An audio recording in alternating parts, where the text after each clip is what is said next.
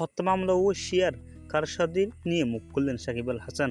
Lebanon ইসরায়েলের যুদ্ধ আরও কতদূর এগাবে, আজকে আমি এই তথ্যগুলো আপনাদের কাছে তুলে ধরবো, তাহলে ভিডিওটি সম্পূর্ণ দেখবেন বলে আশা করছি।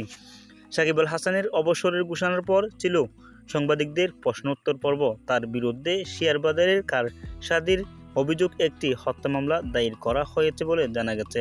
সে সময় সাকিব আল হাসান বলেছিলেন, ব্যাপারটা হলো সবার অধিকার আছে, কিন্তু এটা কী ধরনের মামলা ছিল তা আপনারা সবাই জানেন। আমি তখন কোথায় ছিলাম, আমার কাজ কী বা আমি কি করেছিলাম, তাই এই বিষয়ে বেশি কিছু বলতে চাই না। নিজের বিরুদ্ধে আনা অভিযোগের মিথ্যা আখ্যায় দিয়ে সাকিব আল হাসান বলেন, মিথ্যা অভিযোগে আমাদের দেশে বা বাহিরের দেশের জন্য ভালো মনে করি না আমি, কারণ আমি মনে করি না যে বাইরের লোকেরা কথা বললে বিষয়গুলি ন্যায্য হবে। যেহেতু আমি আমার জীবনে নিজে কোনো খুন করিনি এবং কারো দিয়ে খুন করাইনি, আমি কোনো ভুল করছি না বা করব না। ব্যবহৃত শব্দগুলো কতটা সঠিক বা স্বাভাবিকভাবে বেদনায়ক। বৈষম্য বিরোধী ছাত্র আন্দোলনের সময় কানাডার গ্লোবাল টি-20 লিগে খেলেছিলেন সাকিব আল হাসান, তবে তার বিরুদ্ধে শ্রমিক হত্যা মামলার অভিযোগ রয়েছে। তাছাড়া শেয়ার লেনদেন কারসাজির অভিযোগও বাংলাদেশের সিকিউরিটি অ্যান্ড এক্সচেঞ্জ কমিশন সম্প্রতি সাকিব আল হাসানকে 50 লাখ টাকা জরিমানা করেছে। অন্যদিকে গাজার পর ইসরায়েলে লেবাননের দরজা খুলে দিয়েছে মধ্যপ্রাচ্যের বিস্ফোটা বলা এই দেশ।